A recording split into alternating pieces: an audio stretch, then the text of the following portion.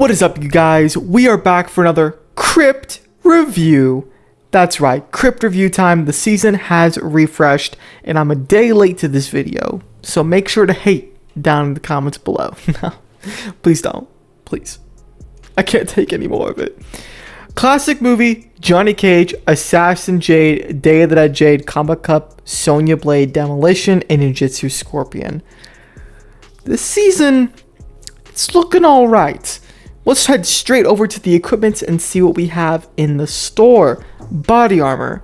Body armor is just not good. A Fusion X, I guess, works with Cassie Cage because you get resistance debuffs, but just get this gear because it's a basic rare one, right? So you're gonna buy it anyways.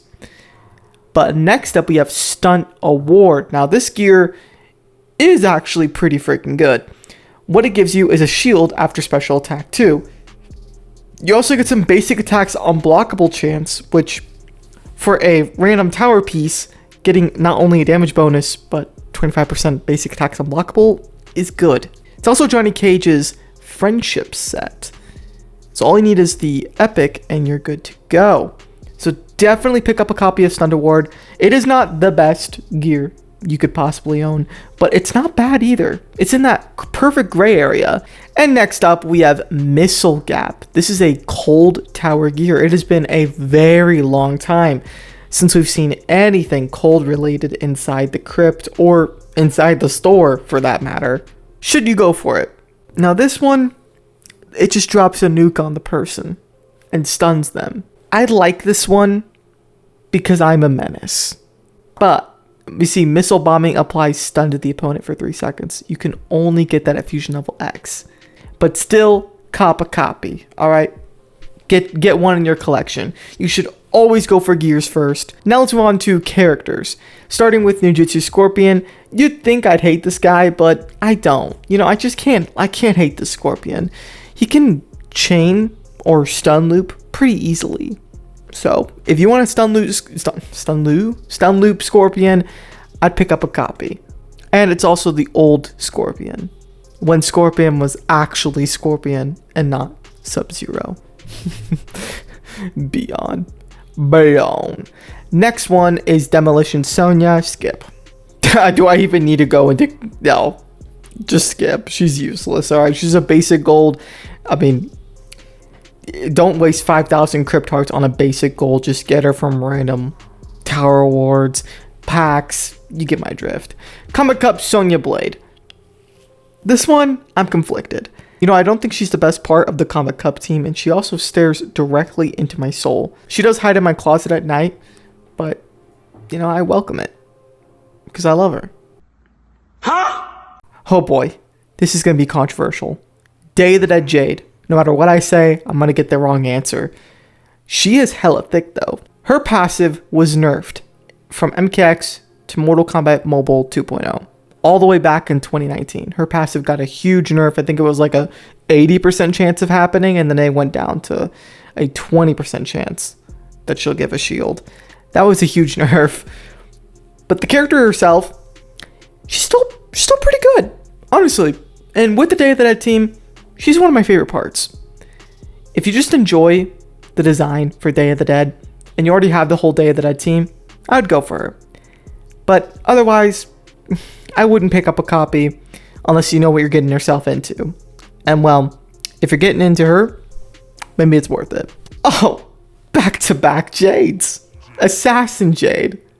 Now, it's trippy to go from this Jade to this Jade. Because theoretically, they are the same Jade.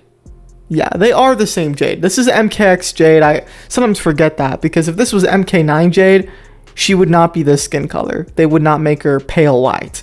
That's not what she used to look like in MK9. This Jade is more like Katana than anything. This is what Katana's skin color is supposed to be for Dunny and Blood, but it isn't. This girl actually spent some time in the sun, if anything. Assassin Jade is too unpredictable, because how do you utilize a character that's completely chance-based? Her damage can be pretty freaking good, but you have to have a lot of gears on. And she's not a DPS per se. When her passive kicks in, she can be. but 20% chance, you want to take that? I'm sure you don't. I'm so sure you don't.